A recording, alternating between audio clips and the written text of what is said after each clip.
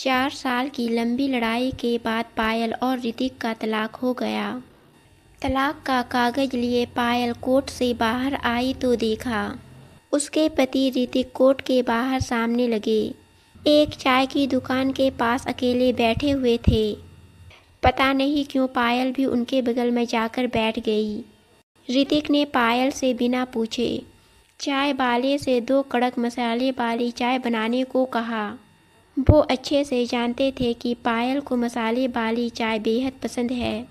थोड़ी देर बाद पायल सड़क कर ऋतिक के बगल में जाकर बैठ गई और काफ़ी देर की चुप्पी के बाद पायल ने पूछा, आप दवाई तो रोज़ ले रहे हो ना? ऋतिक हल्की सी मुस्कान के साथ कुछ नहीं बोला, बस सर हिला दिया।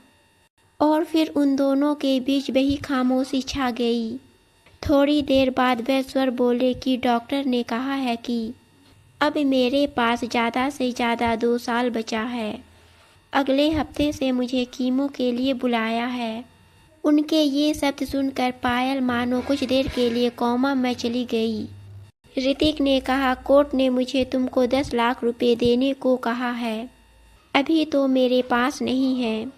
तुम गांव की 5 बीघा जो ज़मीन है वो ले लो और हीरे के जेवर भी रीतू की शादी में काम आएंगे। तुम ही रख लेना, मैं अपना घर भी तुम्हारे नाम कर दूंगा। मेरे जाने के बाद वह भी तुम्हारा हो जाएगा। सारी बात सुनने के बाद पायल अपना हाथ ऋतिक के होठ पर रखकर बोली, चुप, अब अगर एक भी शब्द कहा मैं आपको कहीं छोड़कर नहीं जाने वाली। आप समझते क्या हैं, सब आपके ही मन का होगा। और ज़ोर ज़ोर से रोने लगी। उसके आंसू देखकर ऋतिक भी फूट फूट कर रोने लगे और कहने लगे, मुझे अकेला छोड़कर मत जाओ, मैं अभी मरना नहीं चाहता। पति के आंसू देखकर पायल उसे गले से लगा लिया और दोनों कोर्ट से ही सीधा अपने ससुराल आ गए। पायल गांव की ज़मीन बेचकर ऋतिक का अमेरिका में इलाज कराया। 6 महीने बाद ऋतिक पूरा ठीक हो गया। ऋतिक को कैंसर था। अब ऋतिक और पायल ने अपनी ज़िंदगी की फिर से एक नई शुरुआत की। दोस्तों, आपको कहानी पसंद आई तो हमारे चैनल को सब्सक्राइब और वीडियो को लाइक ज़रूर कीजिए।